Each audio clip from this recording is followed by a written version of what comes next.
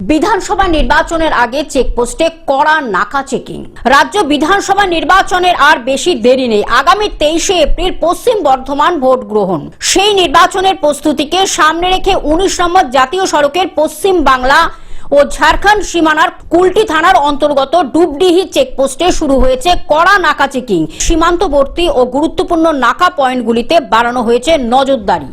অন্যান্য বছরের মতো এবারে নাকা চেকিং একই ব্যবস্থা। এটা হচ্ছে ডুবুড্ডি চেকপোস্ট। আমাদের কুলটিতে 282 কুলটিতে 3টে চেকপোস্ট আছে, তার মধ্যে 2টো ইন্টার স্টেট আর একটা ইন্টার ডিস্ট্রিক্ট। ইন্টার স্টেটের মধ্যে সবচেয়ে বড় নাকা হচ্ছে ডুবুড্ডি। এই ডুবুড্ডিতে চৌকি ফাঁড়ির আন্ডারেই থাকে, কিন্তু আমাদের এসএসপি ম্যাজিস্ট্রেটরা আছেন, সঙ্গে এক্সাইজ ডিপার্টমেন্ট আছেন, পুলিশ ডিপার্টমেন্ট আছেন, ইনকাম ট্যাক্স আছে, এছাড়াও আর অন্য সরকারি যে ব্যাপারগুলো আছে আমাদের ডিপার্টমেন্ট তারা আছেন এখানে আমাদের সঙ্গেই।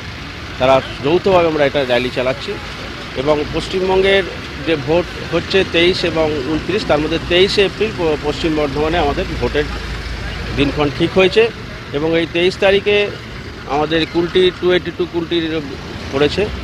আমাদের মূল দায়িত্ব হচ্ছে যে বাইরে থেকে কোনো অনুপ্রবেশ যাতে সে গাড়ি করে আসুক বা কোনো আর্মস এমনকি লাঠি পর্যন্ত আমাদের ধরতে হবে।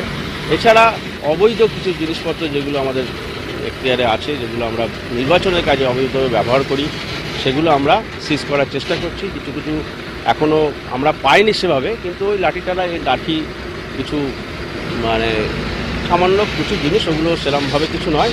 আসানসোল থেকে সৌমিত্র গাঙ্গুলির রিপোর্ট, গ্লোব নিউজ। এখন থেকে গ্লোব টিভি দেখুন আপনার স্মার্টফোনেও। গুগল প্লে স্টোর অথবা অ্যাপল স্টোর থেকে ডাউনলোড করুন গ্লোব টিভি লাইভ অ্যাপ। এছাড়া জিও টিভি অ্যাপ থেকে দেখুন গ্লোব টিভি লাইভ।